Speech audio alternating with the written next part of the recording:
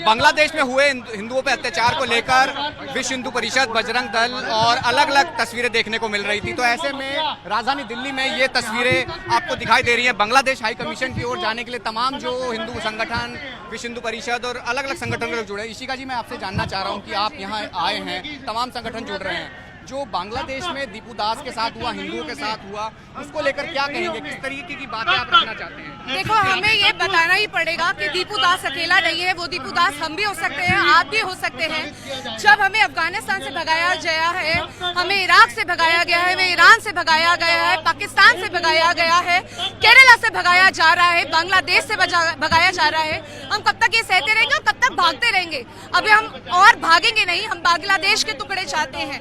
हम चाहते हैं कि बॉर्डर खुल जाए, सारे हिंदू सेफ रहे, लेकिन इसके साथ साथ हम ये भी चाहते हैं कि हर हिंदू वहाँ पे भी सेफ हो, क्योंकि यूएन को अब इंटरफेयर करना पड़ेगा। और अगर जरूरत भी पड़ी तो मैं माननीय प्रधानमंत्री जी से ये दरख्वास्त करती हूँ कि हमारी आर्मी वहाँ पर भी भेजे और हमारे को एक ऐसा राष्ट्र मिले जो बांग्लादेश में हिंदुओं के लिए सेफ हो, क्योंकि वो तो शरिया लॉ लाने पे लगे हुए हैं। हम शरिया लॉ आने नहीं देंगे। भारत में हम राजधानी दिल्ली में प्रोटेस्ट कर रहे हैं। बांग्लादेश में जो हिंदुओं के साथ हो रहा है, मानवाधिकार की हम बात कर रहे हैं, अपने राइट्स की बात कर रहे हैं। क्या राइट्स यहाँ से हम स्वाभाविक है कि हम बात करके पहुँचा सकते हैं? कैसे रोक पाएंगे हम ये? आप यहाँ तमाम लोग इकट्ठे हो गए हैं, बांग्लादेश हाई कमीशन जाना चाहते हैं, रोक लिया गया है, तो बातें कैसे जाएंगी? बातें सिर्फ जब इंटरनेशनल एजेंसीज इसके अंदर आएंगी तभी बातें आगे बढ़ेंगी, क्योंकि हमारा इंडिजिनस राइट है कि हिंदू को सुरक्षा मिलनी चाहिए।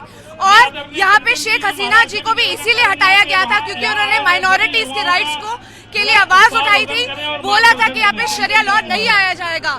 इसीलिए हम चाहते हैं कि जितने भी सारी की सारी एजेंसीज है वो वापस आए, सब बांग्लादेश में हिंदुओं को सपोर्ट करें, जैसे कि वो ऑस्ट्रेलिया में कर रहे हैं। गाजा और फलस्तीन के लिए तो हर कोई बोलने आ जाता है। कहाँ तक लेके जाएंगे आप लोग सारे मिलकर? देखिए, अभी तो हम दरख्वास्त कर रहे हैं। मैं तो सिर्फ यही बोलूंगी, हम प्रधानमंत्री जी से अभी ये आग्रह करेंगे कि इसके बाद अगर ये नहीं मानते हैं तो हम अपनी आर्मी तक भेजें, हम अपने हिंदुओं को सुरक्षित करें। ये हमारा कर्तव्य है और हमें उसको निभाना पड़ेगा। तस्वीरें आप देखिए, जो तस्वीरें हैं उसमें ये साफ दिखाई भी दे रहा है कि कैसे लोग अपनी आवाज कार्यकर्ता वो पहुंचाने की कोशिश कर रहे हैं। लेकिन फिलहाल यही है कि जो संगठन है लगातार लोगों से प्रयास कर रहा है कि शांतिपूर्ण प्रदर्शन करें, और जो लगातार कोशिशें थी कि प्रदर्शनकारी बांग्लादेश हाई कमीशन तक पहुंच पाएं। फिलहाल पुलिस ने उन्हें रोक लिया, एक तय समय दिया गया था और एक जगह रोका गया है, और अब यहाँ तमाम जो लोग हैं वो अपनी बात रख रहे हैं। और जिस तरीके से तमाम जो हिंदू संगठन के लोग हैं वो सीधे तौर पर बांग्लादेश में हिंदुओं पे जो अत्याचार हो रहा है, जिस तरीके से सरकार तक अपनी आवाज पहुंचाना चाहते हैं, सरकार को जागना है, सरकार को समझना है, यही कोशिशें लगातार यहाँ हो रही है और तमाम संगठन अपना विरोध दर्ज करा रहे हैं। कैमसन प्रहलाद के साथ राहुल प्रकाश,